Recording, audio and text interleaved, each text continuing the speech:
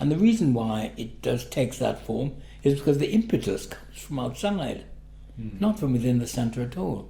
It comes from the fact that a lot of centre people were involved in anti-racist youth groups and community groups in Birmingham.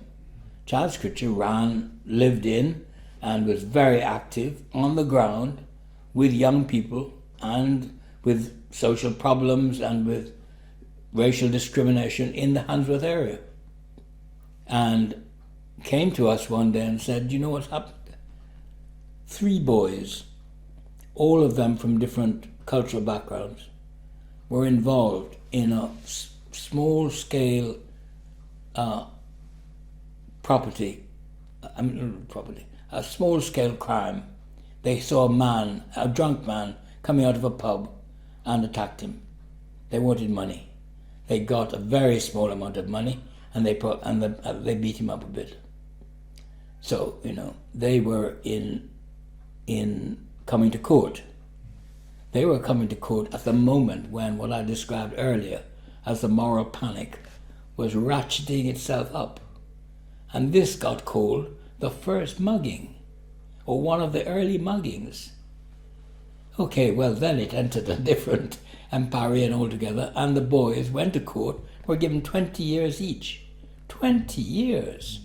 Well, what is that, It's not just a societal reaction to crime. That is a moral panic. That is people feeding into the legal process, their fears, anxieties, nameless folk devils, their feelings about race, their feelings about poverty, their feeling about people who intruded into our neighborhood. All of those things were what produced in the law a kind of response which says, this mustn't go on, we must stop this in its tracks.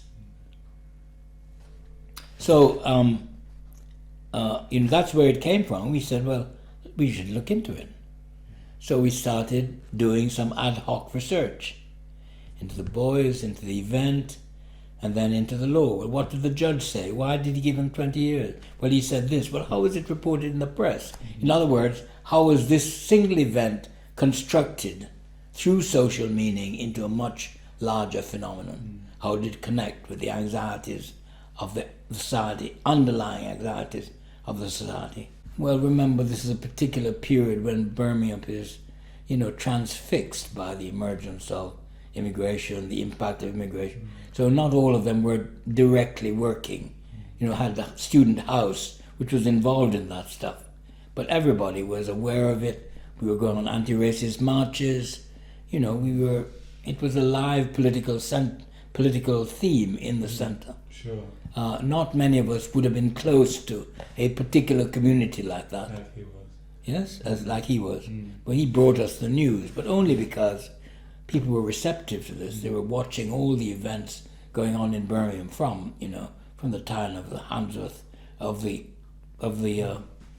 Enoch Powell Rivers of Blood speech onwards. The place is, there's an anti-racist demonstration every week.